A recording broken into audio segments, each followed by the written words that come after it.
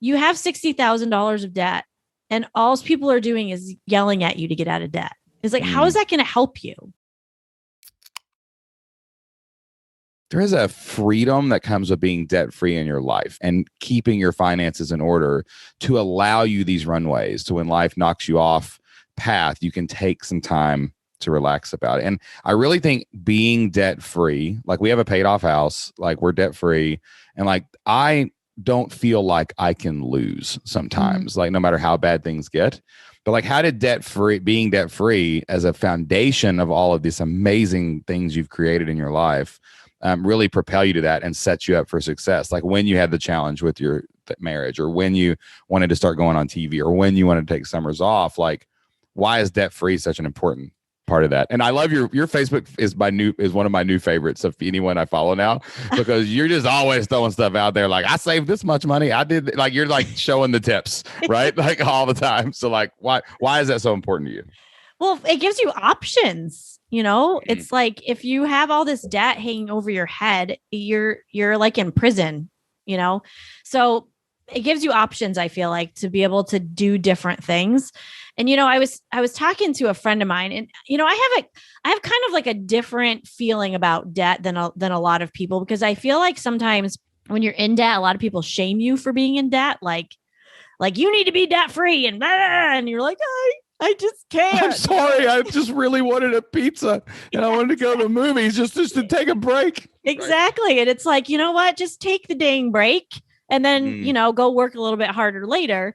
So I don't know. There's so much shame when it comes to debt-free living. I feel like there's shame culture, and that's really like the whole Hard Money Talk show that I'm doing is kind of to break that shame culture on debt-free living. But when I think you're the first person I've ever heard to say that. Like, really? I'm just sitting there. Listen, I've been in the entrepreneur game for a decade. I've been the Dave Ramsey debt-free stuff back when I was a teacher. Mm-hmm. I don't think I've ever heard anyone say that like that. That is a very unique perspective on that. That like I felt hopeful when you said that for people, and like I wish somebody had said that to me when I had $60,000 in debt or something crazy back in the day, because I did feel so much shame driving to work every day when I was listening to debt stuff. Like that's an amazing perspective. Well, okay. So think about it this way, Shane, like you have $60,000 of debt and all people are doing is yelling at you to get out of debt. It's like, how is that going to help you? Right. Yeah. Like there's this great quote that I love. And it says, instead of pulling people out of the river, why don't we go upstream and find out why they're falling in?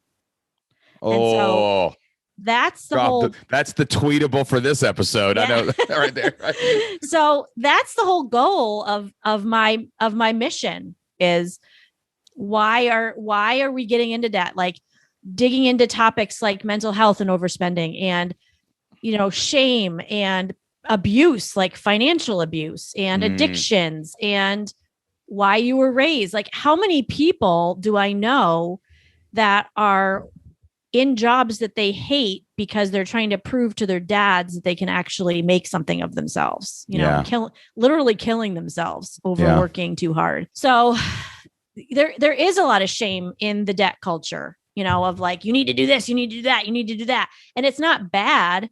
It's not bad. It's all good stuff. But, I was talking with a girlfriend of mine the other day and she's like, Lauren, I've been in debt for so long and all I want to do is go on a vacation with my husband. That's all I want to do. So what do I do? And I said, if you're on your deathbed, do you say, I wish I would have taken my vacation or I wish I would have paid off my debt? And she said, I would have said, I'm glad I took the vacation. I said, then that's what you do.